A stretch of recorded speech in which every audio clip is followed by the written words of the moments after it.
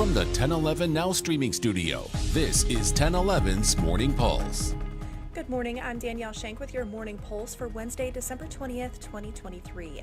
Lincoln Police will give an update on a suspicious death investigation at 9:30 a.m.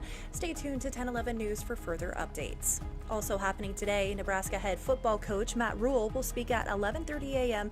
regarding National Signing Day. It follows some big commitments for the Huskers in the past month, including Dylan Raiola, who flipped his commitment from Georgia to Nebraska this week, a big development for Coach Rule and the football program. We'll hear more about the Huskers' big commits and from Coach Rule on air, online, and on our social media. In other news, Nebraska gun owners are legally challenging Lincoln and Omaha, saying new restrictions enacted by the cities violate their rights. According to the Nebraska Examiner, shortly after the permitless concealed carry law went into effect, the mayors of both cities issued an executive order that prohibits concealed weapons in most public spaces. Now, the Nebraska Firearms Owners Association has filed lawsuits claiming the mayors violated state law and the separation of powers by creating a law on their own.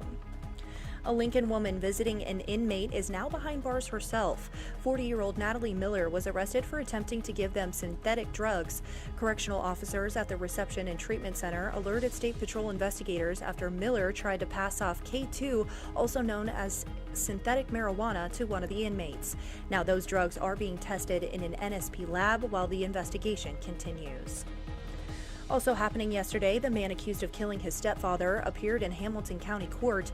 29-year-old Caleb Arnett's attorney asked the judge for more time to assess if he's fit to stand trial. The court did approve a mental evaluation for Arnett, who's charged with 6 felonies related to the stabbing death of 48-year-old Ross Nicholas and injuries to 2 other family members in Aurora. His next hearing is scheduled for January 30th. Lastly, despite the decreased water usage in Waverly, Mayor Bill Gertis says 2 wells are still on the brink of shutting down. The city is working on a solution, including exploring the possibility of purchasing water from Lincoln. Waverly has also contracted the engineering firm Olson to survey potential wells for future use, while an unusable well is expected to be operational by the beginning of spring. The Olson well study will conclude in January, providing more insight into available options. Rounding out your headlines is a check of the 7-day forecast.